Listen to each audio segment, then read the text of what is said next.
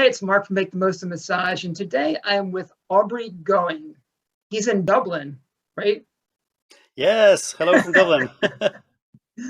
And Aubrey has a college, Holistic College of Dublin. Is that how you say it? Of Dublin? Holistic College Dublin. Yeah. Dublin. Okay. So I know that that's been in your family. The college itself was started by your father and mother, and then or how did that work? Yeah, my dad was kind of more interested in yoga, traditional healing, like hands-on healing and nutrition. So he Okay. kind of started his nutrition clinic and was teaching yoga classes and had a couple of massage therapists working with us. And then myself, my sister came along and we're really interested in the training side of things. So we kind of developed out the college a lot and then it's kind of separated out over the years and now we really just focus on training. We still do some clinic, but mostly training these days. Mostly training. Okay, got it. So you really basically just made it bigger. Yeah, it was our main area of interest. Like when we first joined, myself, my sister run the college here in Dublin, and Alison actually trained the year before me. I followed her, so she trained in '88, I trained in '89, and back then massage was very much like kind of a fringe industry here in Ireland, and it was really focused on just the one type of therapy. We just taught holistic massage, and in that we did two kind of short remedial sections where we did a little bit of slightly more kind of deep tissue, a seated neck and shoulders, and a low back treatment. But that was kind of it. It was just one course. Whereas we've expanded that out over the years now, and we offer a huge variety, both things that we would group together as complementary therapies or relaxation therapies like reflexology, aromatherapy, Indian head massage is huge here, and holistic massage. And then very much kind of the corrective therapies, sports massage, and our various kind of workshop programs that we develop to be adjuncts to those. Got it. So, I mean, we were talking about earlier, and I didn't give you a great introduction here. Sorry about that. I jumped right into the college part, right? Because it's just so exciting to me that you have a college. And I think that's awesome. But you had told me before that your mom was a massage body worker, right? Mhm. And your dad, he was something before he became a yoga instructor. What was that something? Was he a teacher or? So my dad has done a lot of things. He was a really interesting guy. He was a school teacher. He taught Latin for a couple of years. He worked in the States. He worked in Chase Manhattan Bank. Oh, He worked in JFK Airport as well. So he's done a whole load of things. Around the time that he started to get interested in yoga, though, he was an administrator in IBM here in Dublin. So he was pretty high up. He was very much a kind of a business type guy. And as it happened, when my mom was expecting me, and I'm not the first kid, there's a lot of brothers and sisters in my family, but when she was expecting me, she said, okay, I want to do something different this time. I've heard about this yoga thing, and it's supposed to be good for pregnancy or for pregnant clients. And she dragged my dad along to the first yoga class. He'd always been interested in kind of like the spiritual side. Like both my mom and dad's family would have been very religious. They would have grown up, gone to Catholic school. My dad actually entered the seminary. He was going to train to be a priest. He did like a year and decided, you know what, religion isn't quite the thing for me, even though I'm very interested in the kind of spiritual side of things. And my mom spent a year in a convent. She was starting that path to be a nun. So the two of them, very strong like religious influences. And back in the 70s in Ireland, like even into the 80s, and even a small fringe of it continues today, where yoga is still kind of looked down on by the Catholic Church here in Ireland. That oh, changed a lot around the 2000s, but there was okay. for a while there in the 70s and 80s, they were like, it's a cult, it's brainwashing people, it's like the Wow. Moonies. Oh yeah, yeah, very, very Wow. um, condemning sort of attitude from from the mainstream and from the church in particular.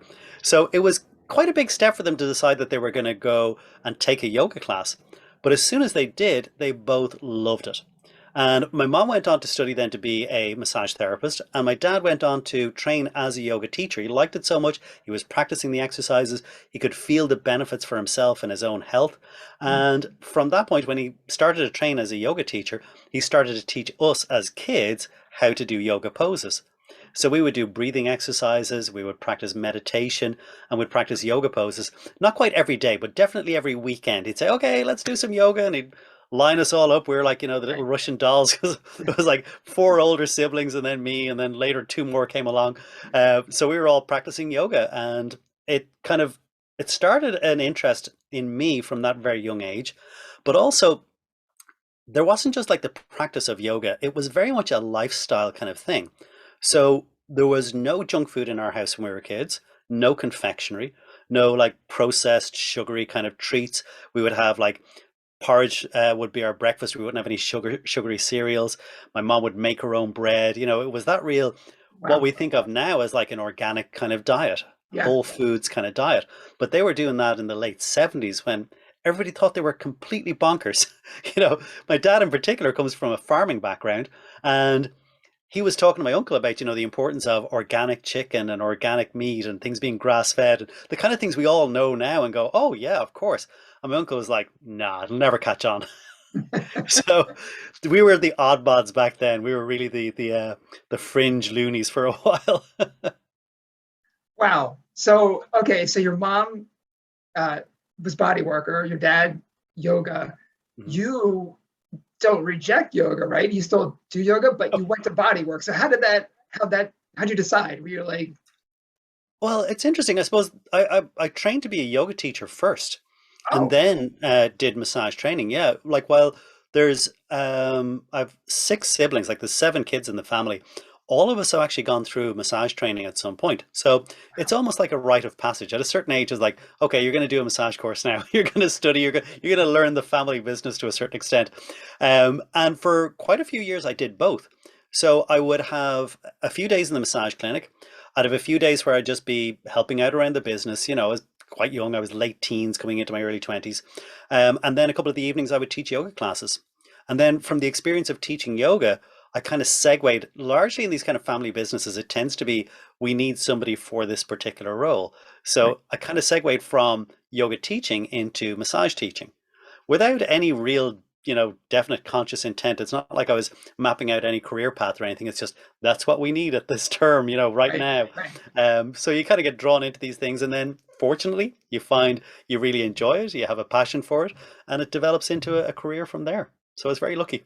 Yeah. So one sibling I know is in with the college with you teaching. Is there others? Do you have others involved or how's that? No, not really. My brother still is involved with us a little bit. He does a lot of our kind of our back office bookkeeping kind of stuff. I have another brother who has an enormous background in IT, and he does some of our IT stuff for us. But Yeah. in terms of the day-to-day working of the college, it's just myself and my sister at this stage. Everybody else has kind of moved on to other things. They didn't necessarily stick with it the way we did. Got it. Okay. Well, you guys seem to work well together, you and your sister, it sounds like. Oh yeah, yeah. Is I it, think we're very fortunate that I think sometimes if you're trying to make a go of something on your own, it can be a lot more of a challenge. Like one of the things I find is that anything that we're deciding on, like we'll meet every day, we'll be chatting about different things that are coming up, different interests, different things we want to work on. And it means that you always have somebody to kind of bounce ideas off as well. And somebody who is as interested and as knowledgeable about the subject as you are, that they're giving you a really informed opinion as well. So I right, think that dynamic has always worked really well for us. right. So and you also said that you start out with like the basic relaxation massage, but as I know you and what I've read about you, you're more about sports massage, Mhm. more about corrective therapy massage work. Yes.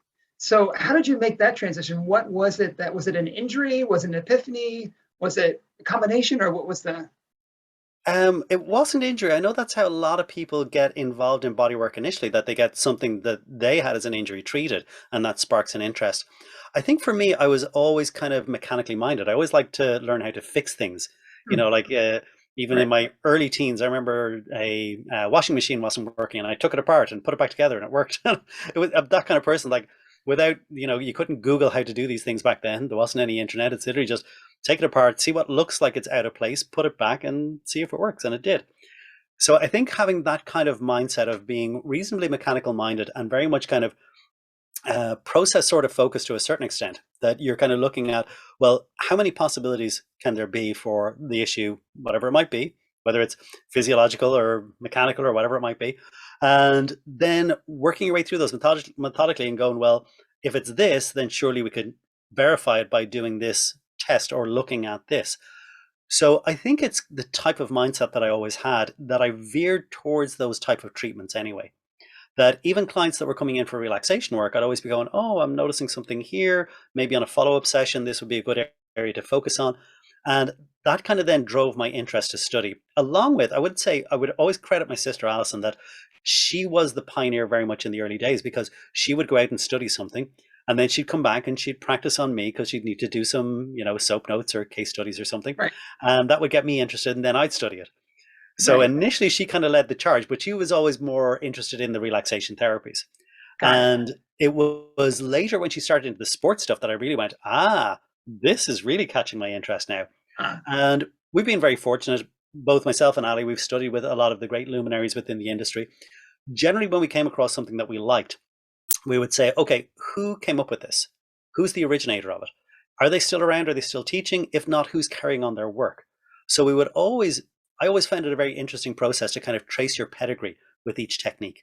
right. And I'd always like to be able to say, like, say, take something simple like trigger points. You'd say, well, Stanley Lief, Boris Chato, developing the origins of what would become neuromuscular therapy, and how that then branched out in Europe. Leon Chato continued his uncle's work, his uncle Boris, and so we studied with Leon.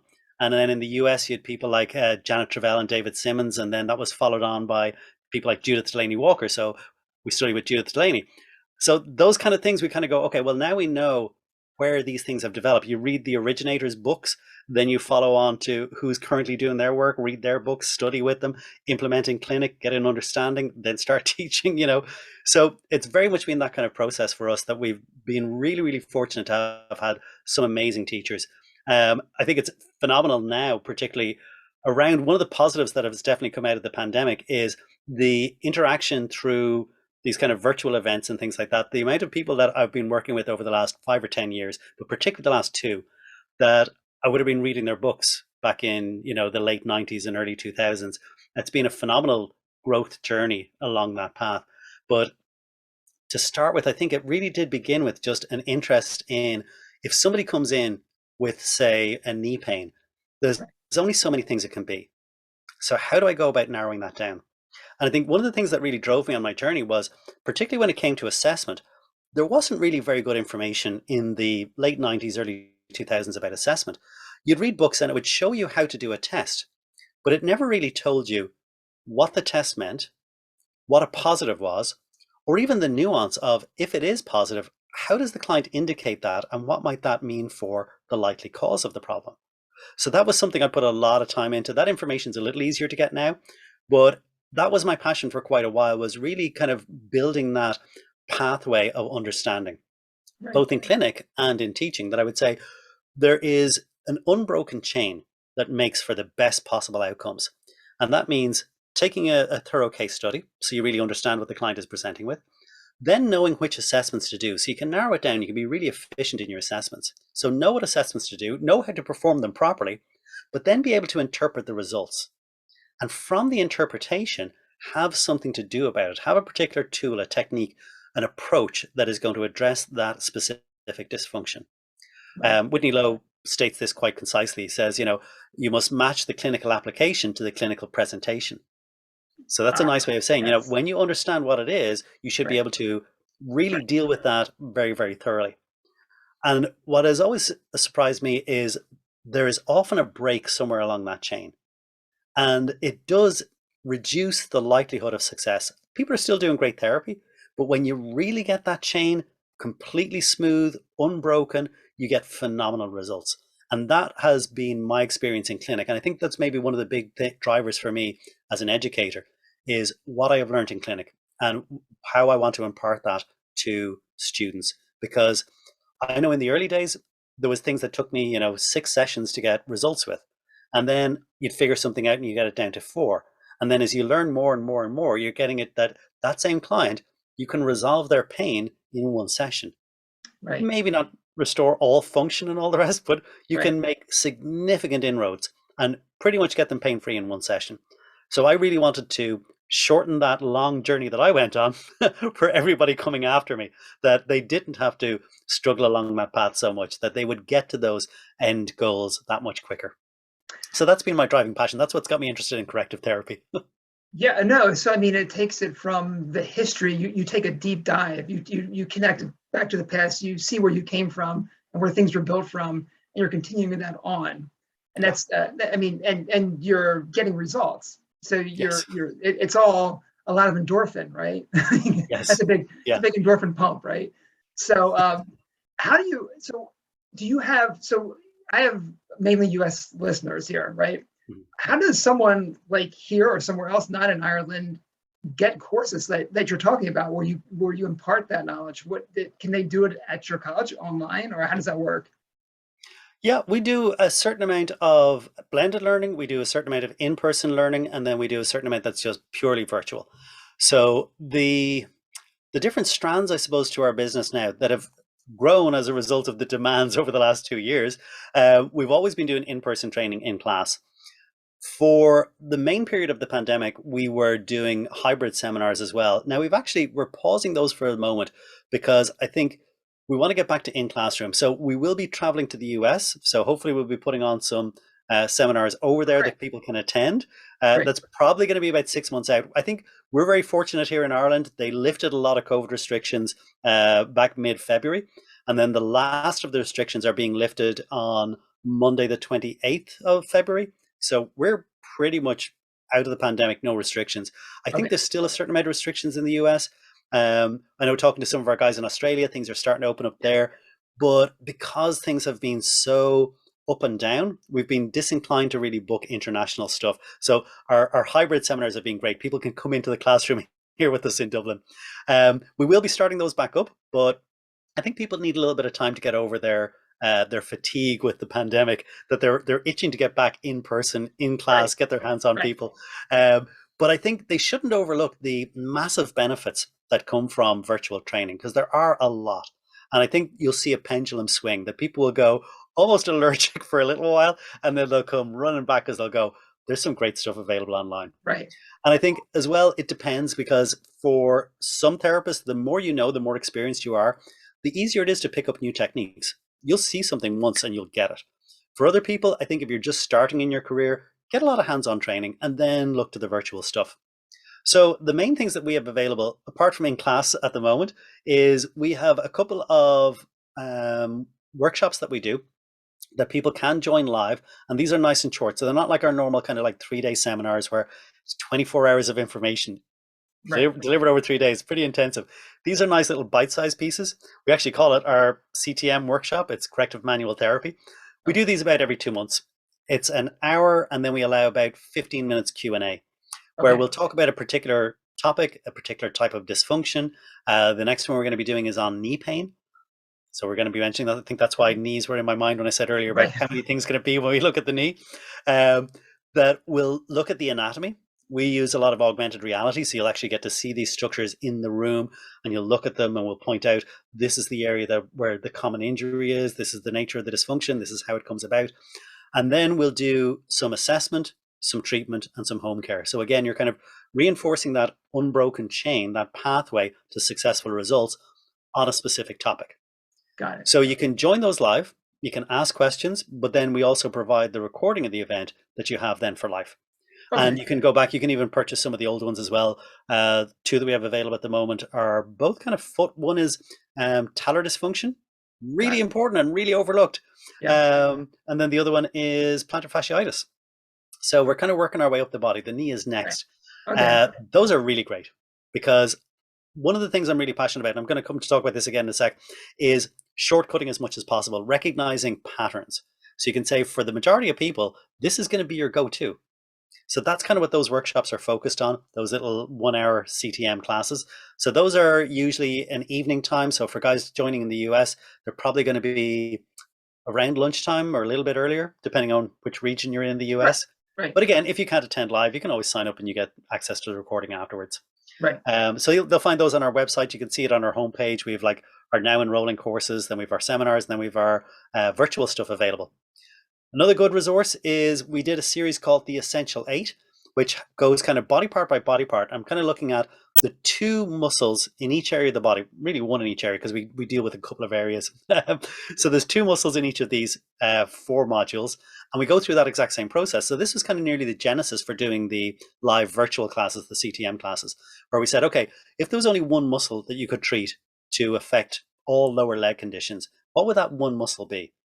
Which one is the most commonly dysfunctional, the most predictable that the widest number of people are going to have it, and also impacts the broadest number of symptoms? So regardless of whether you have kind of a pseudo plantar fasciitis, Mhm. tarsal tunnel, a pseudo Morton's neuroma, you're getting shin splints, Achilles tendon pain, Achilles bursitis, any of those kind of things, they're all going to be impacted by posterior tibialis. So we kind of look at that and we go, okay, how do we assess it to see, is that the person's problem? What are the best ways to go about treating that? And then what home care so that the person can actually maintain the effective treatment. So That's great. that's kind of it in a nutshell. Yeah, those are great resources. And a lot of people love them because, like I said, they're an hour. Once you purchase them, you have access to the video forevermore. And I like the way you pack them in or package them, that you make it very accessible. Like that's a great way of approaching it. You know, what muscle would affect most of these symptoms, or what would produce most of these symptoms, and then you go at it that way. So you're, like you said, you're sort of giving the shortcut for 80% of the time. Yeah, that's really helpful. And by the way, I've seen some of your virtual stuff. You showed me that the other day. It's really cool. Yeah. Like the holograms that are showing up on the table, and you're like the weather person touching the area that's not there, but it shows up on the screen like you're actually touching the tibialis posterior. Yeah. So that's very cool. That stuff is awesome. And it always, I think, for me, the important thing is when it brings it to life like that and it has an emotional impact, because you see people, their eyes pop, their jaws drop, they're like, wow, that's awesome. Yeah. It's the emotional driver that you're looking for, because that really helps with memory. And that's really what it's about. It's about getting the information into your brain. And that's why those tools are so useful.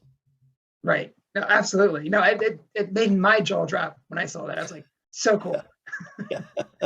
It reminded me of have you ever gone to Body Worlds? Is that tour taken? Yes. Okay, yeah. Oh, yeah. But I will tell you a funny story. But they when they came here to Dublin, I asked them, I said, okay, is it okay if we bring our school tour in? We're going to bring in our group of students. They said, yeah, absolutely. Can I use a laser pointer? Like, it won't, you're not touchy about that interfering with the models or anything. And they're like, no problem. So we're leaned over the cases and I'm pointing now, what's this here? And can you see the attachments there? And at one point, after about maybe 10 minutes of getting really engrossed in the anatomy, I looked up. We had brought about 30 students with us. I looked up and there's about 70 people standing around us, and they're all like, oh, really? So that's what I mean about bringing anatomy to life. To me, it's an amazing subject. Everybody should love anatomy, and everybody should find it interesting. If it's taught well, it should actually be easy. Because you go, oh, yeah, I see. That's the thing you hear most from people. Oh, I see, I get it. Anatomy is brilliant, and it's not complicated.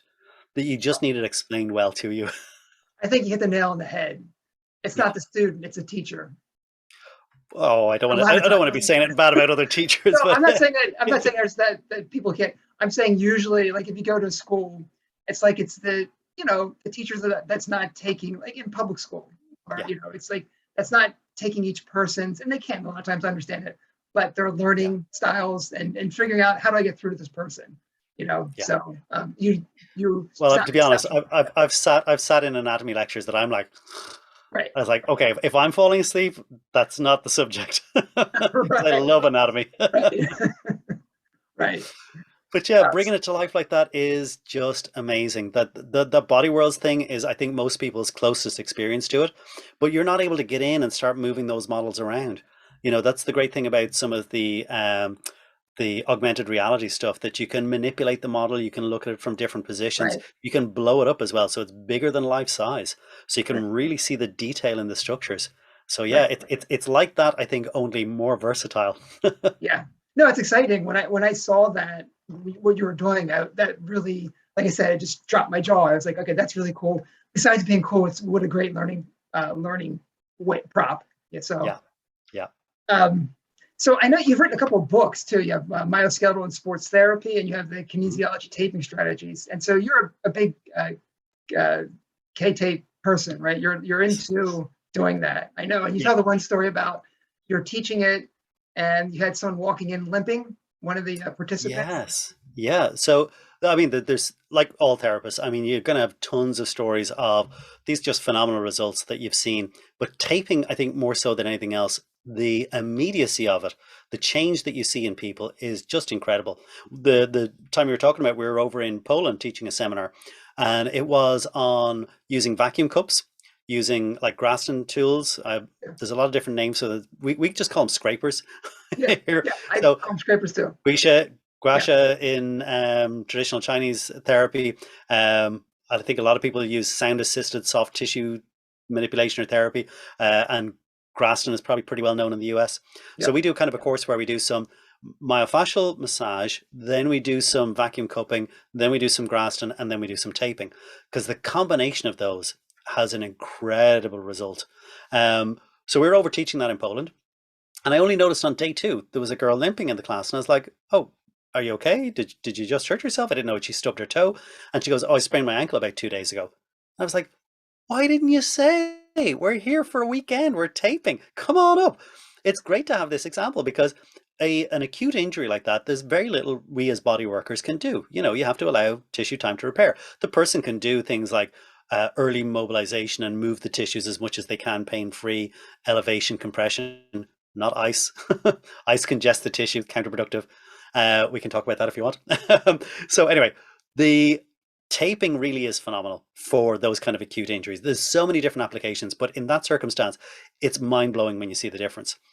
So I always talk about like layering tape on, that you want to put on as much as is necessary, but no more.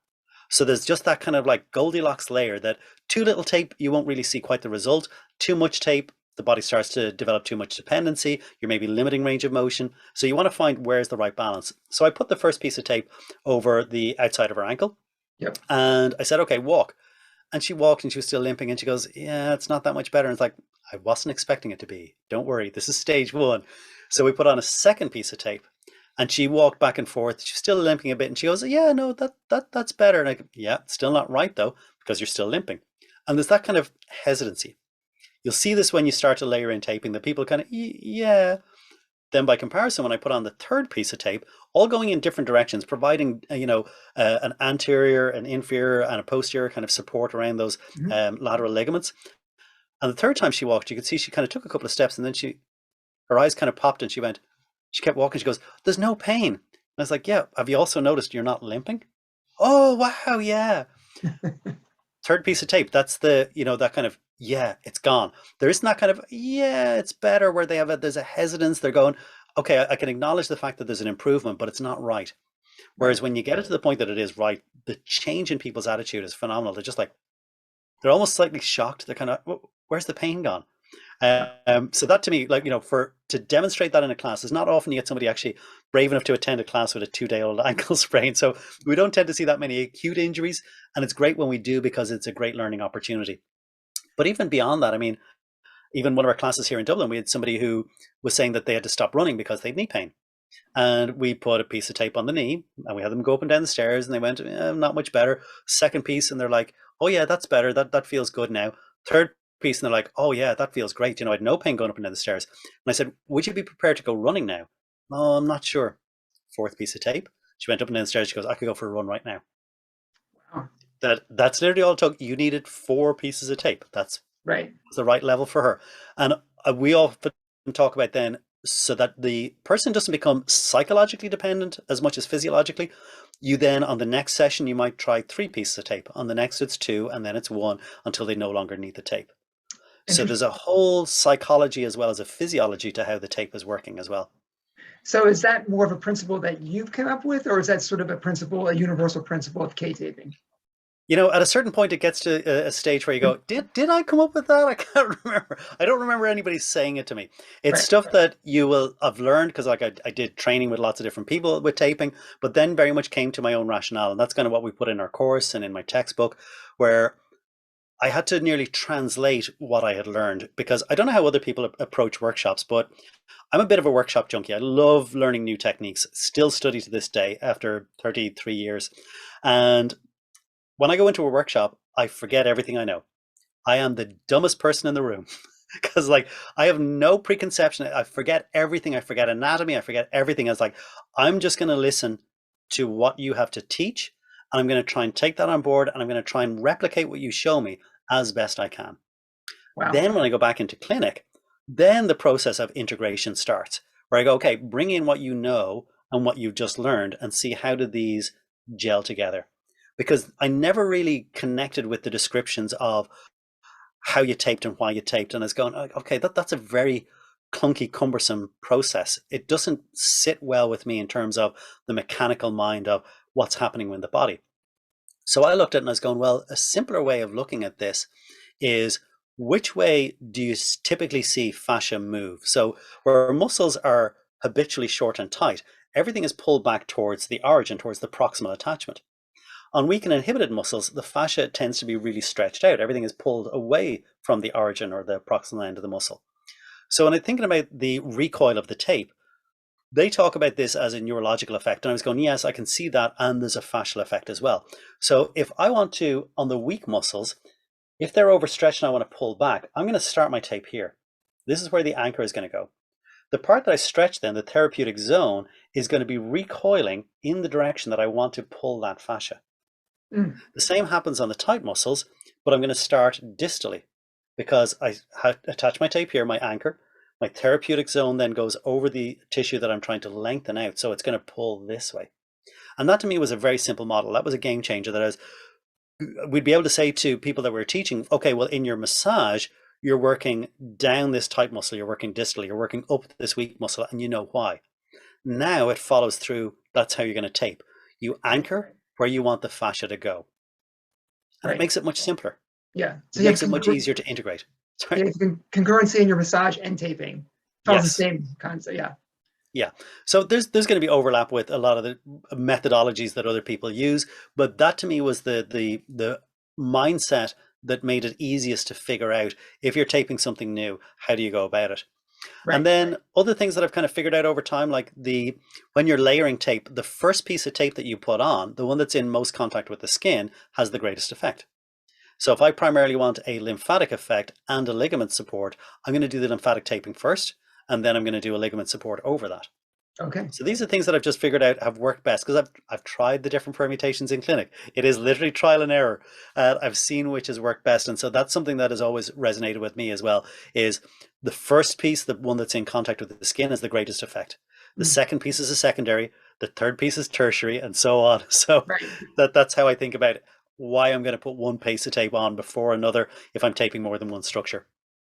That's really fascinating. So with the self-care event coming up in April 9th, are you going to be teaching massage therapists how to do some K-taping for themselves, like when they have injuries, and we get into that? Or that's an interesting one. Yeah, we could do a little bit of taping. I don't tend to tape myself that frequently. Okay. And the reason being is I tend to think of it as being more, simplest way I explain this to clients to get them to do their home care as well, or to encourage therapists to practice taping, is the tape's primary effect is on the nervous system. It is a re-education of the nervous system, which is what home care is supposed to do. Because I would always say you should stretch tight muscles and strength train weak muscles. It's not, as some people argue, everything should be stretched, and other people say everything should be strength trained. I would say it depends on what is the nature of the dysfunction. If it's a weak muscle, you need to strength train it. If it's a tight muscle, you need to stretch it. With tape, it's really helping the client to do that home care for them. Because, who doesn't have problems getting their clients to do the home care? Yeah, right.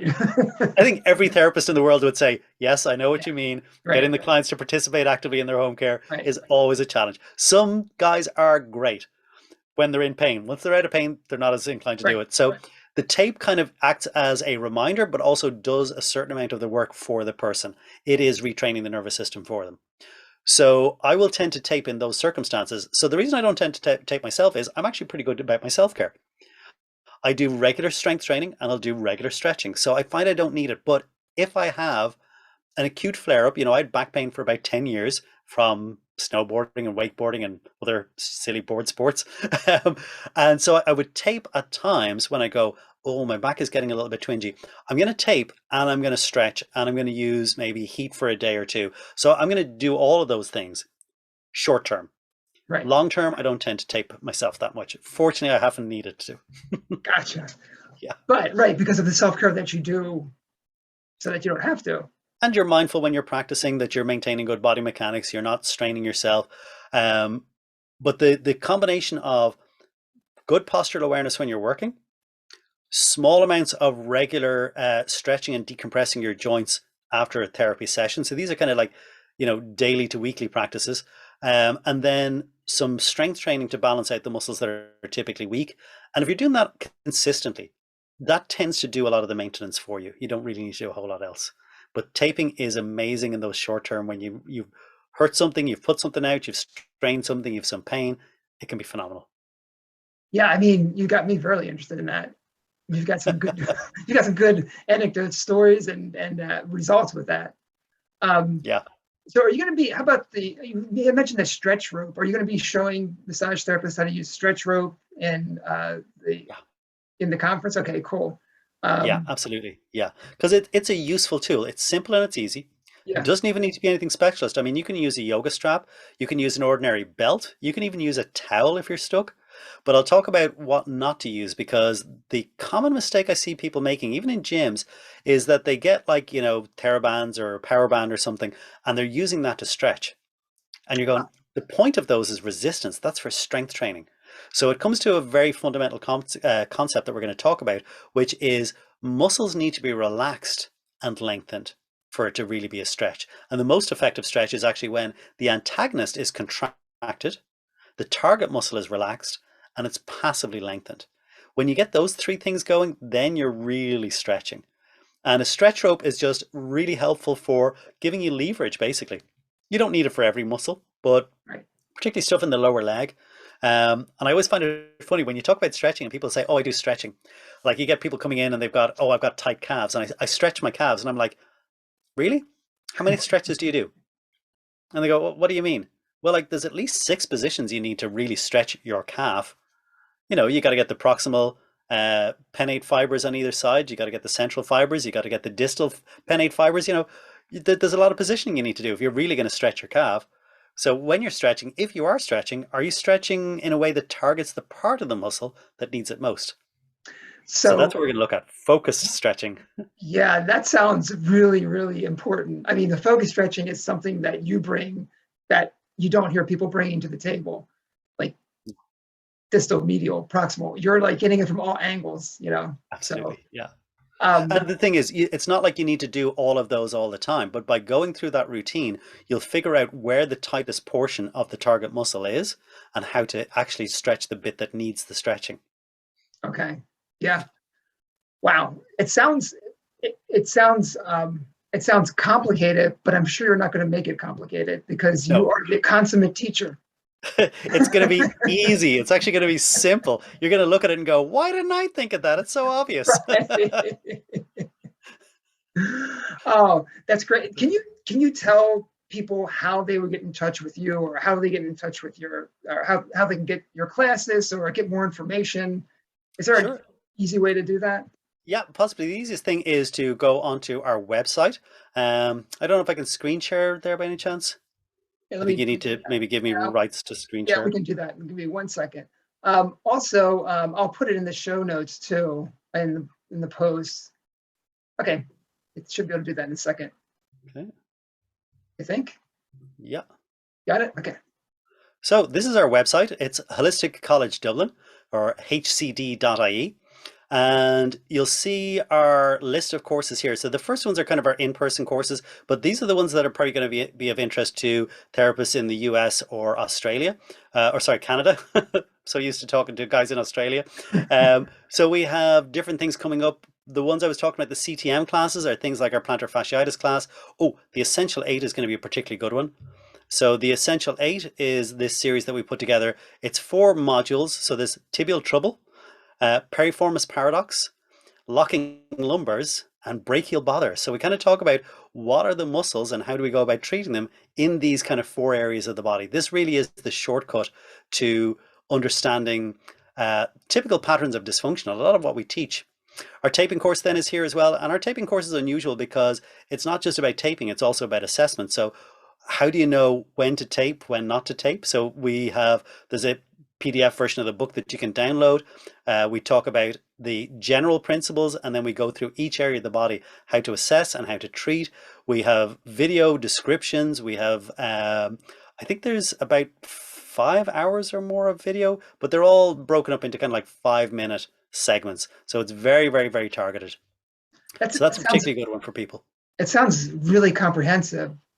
It Awesome, is. though. So it's kind Yeah. of the intent, hopefully. Yeah, I was going to say that's your deal, right? Yeah, yeah. Comprehensive, but digestible. Yeah. That's the thing. I always think of bite-sized. Mhm. make it something that you can go, okay, this I can manage. The topic might be huge, and you might go, I don't know if I could take all of that in. And you're going, well, you don't have to. Just try this little bit. Right. So on our website, hcd.ie, you'll also find our contact us and email and stuff like that. So if people want to keep up to date on that, they can go on to ericdalton.com as well for US-based seminars. There's a lot of different teachers teaching for Eric, but I'll be over in the US. I'm hoping by late summer. I'm definitely going to be at his main event in Oklahoma, which he does every year. It's a huge event, so therapists from all over the world come to Oklahoma. That's in June this year. It's normally in July, but it's going to be in June this year. June 17th, 18th, and 19th, I think. It's a Friday, Saturday, Sunday around then. Oh, and sneak peek, if you'd like a preview that nobody else has heard of, if you're Yeah. interested in that, Mark. Yeah. Okay. Let's hear it. Come on, So we're ready. I think we're safe to announce this because it's going to be announced by Eric Dalton on the 1st of March. So I think this is likely to be after the 1st of March, maybe when folks are watching this. Yep. Eric Dalton is coming to Dublin, Ireland. Whoa. So he's actually going to do a seminar here. It's his first time outside the Americas, because he normally does gosh. Oklahoma and he does Costa Rica, but he's coming to Dublin. It's taken me years. I've been working on him, and finally Eric has agreed to come. He's going to teach a 3-day seminar here in Dublin in August. So it's the end of August. I should get the dates right again. It's a Friday, Saturday, Sunday. I think it's the 26th, 27th, and 28th. So there's going to be a huge contingent coming over from the US. There's a whole load of guys who've trained with me over the years, both here in Ireland, in the UK, and from across mainland Europe. Where it's being held in Malahide, which is a beautiful seaside town. It's about 5 minutes from where our college is. Oh, great. There is a castle there. We're going to organize a castle tour. There's all kinds of sightseeing. There's medieval stuff. If you're anyway interested in history, you can take a day trip up to Belfast and you can visit where they did Game of Thrones, the Titanic Museum. There's just so much stuff. So we're really, really excited about this. We're expecting about 140 therapists at this, so it's going to be a huge event. Oh, This is going to be one of the that's big huge. ones for the calendar, yeah. And I've already talked to a couple of guys who are teaching with Eric. They're coming over as well. They're super excited. I'm actually going to be doing a guest slot on the Saturday afternoon as well, so I'm going to be teaching a bit at that as well. Oh, So really love if any of you guys can make it over to that. You can book that through ericdalton.com.